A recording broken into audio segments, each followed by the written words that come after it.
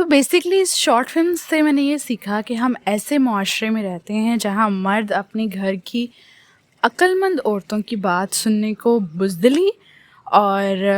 نامردی کہہ لیں سمجھتے ہیں، اور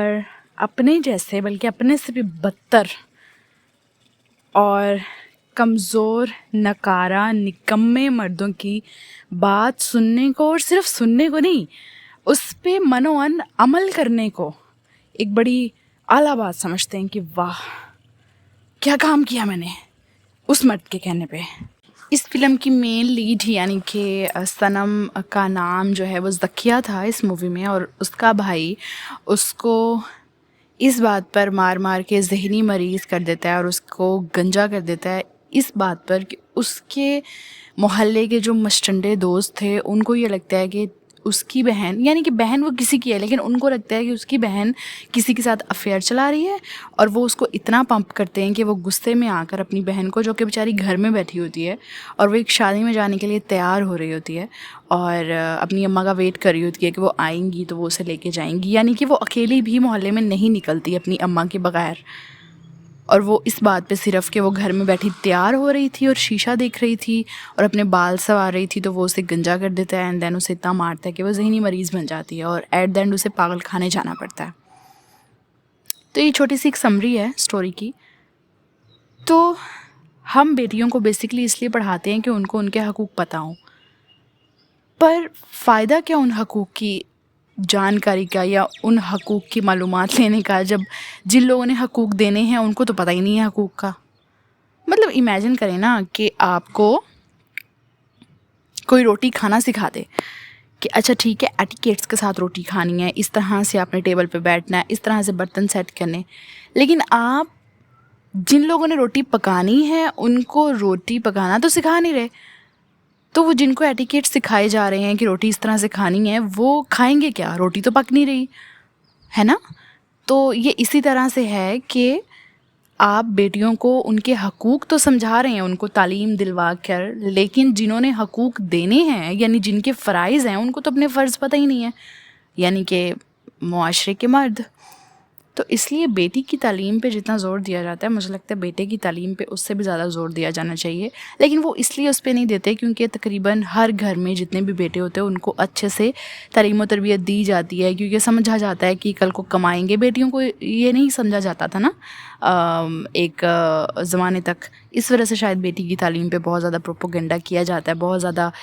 جسے کہتے ہیں کہ بہت زیادہ ریلیاں نکالنا اینڈ NGOs میں کام اور یہ سب کچھ۔ لیکن مجھے لگتا ہے کہ جب آپ عورت کو اس کے حقوق بتاتے ہیں نا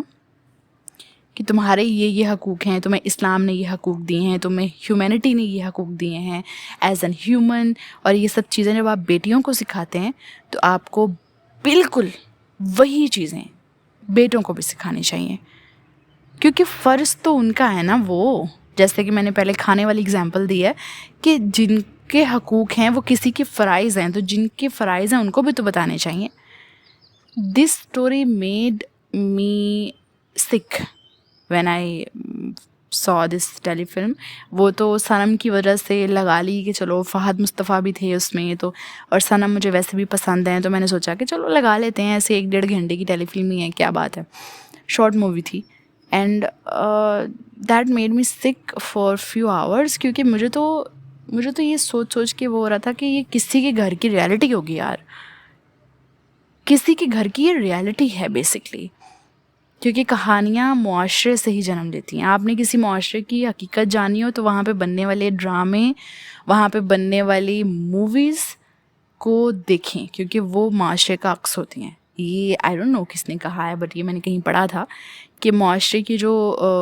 عکاسی کرتی ہیں، یعنی کہ معاشرے کا ریفلیکشن ہوتی ہیں وہاں کی موویز، ڈرامے، وہاں کی سٹوریز، جو وہاں پہ ناولز چھپتے ہیں، بکس چھپتی ہیں، وہ اسی معاشرے کا عکس ہوتی ہیں۔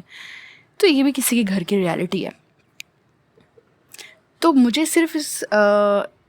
اس مووی کو دیکھنے کے بعد ایک ہی بات میرے ذہن میں آئی، اور وہ یہ ہے کہ اپنے بچوں کی کمپنی پہ بہت زیادہ توجہ دینے کی ضرورت ہوتی ہے۔ پیرنٹس کو، ماں باپ کو چاہیے کہ اپنے بچوں کی کمپنی پہ بہت توجہ دیں، خاص طور پہ بیٹوں کی کمپنی میں، کہ وہ باہر کن لوگوں کے ساتھ بیٹھتے ہیں، ان کے دوست کیسے ہیں، اب ذکیہ کا جو بھائی تھا وہ صرف اپنے دوست کے پمپ کرنے کی وجہ سے اتنا بڑا قدم اٹھا پایا، اور جب اس نے یہ قدم اٹھا لیا تو اس کے دوست نے اسے یہ کہہ کے ریلیکس کروایا کہ اٹس اوکے، تم نے غیرت میں آ کے یہ سب کیا ہے، تم نے اپنی بہن کا بھلا ہی چاہا ہے، وہ تو گھر سے بھاگنے والی تھی. دے میڈ ہم ایزیوم کہ اس کی بہن گھر سے بھاگنے والی ہے. وہ جو گلی کے مشٹنڈے تھے، نہ کوئی just like India accused Pakistan for the attacks and all, کہ کوئی نہ ثبوت ہے، نہ انہوں نے کوئی ایسی چیز اپنی آنکھوں سے دیکھی، نہ کانوں سے سنی، بس دے ایزیوم کہ اچھا ایک لڑکا گلی میں آتا ہے تو اس کی بہن اس کے ساتھ بھاگنے والی ہے بہت جلد. لو جی سیریسلی. اور وہ اس کو اتنا ایک کہانی اس کے دماغ میں بنا دیتے ہیں ذکیہ کے بھائی کی کہ وہ یقین کر لیتا ہے کہ ہاں میری بہن اس کے ساتھ بھاگنے والی ہے، اور اس سے پہلے کہ وہ گھر سے بھاگ جائے اور میری جو نام نہاد عزت ہے وہ خراب ہو جائے تو میں اس کو پہلے ہی سیدھا کر دیتا ہوں. اور سیدھا کرنے کے لیے وہ اپنی بہن کو ذہنی مریض بنا دیتا ہے مار مار کے. فزیکل ٹارچر الگ اور مینٹل ٹارچر تو جو ظاہری بات ہے وہ ساری عمر کے لیے ایک اپاہج ہو گئی، معذور ہو گئی، ذہنی معذور.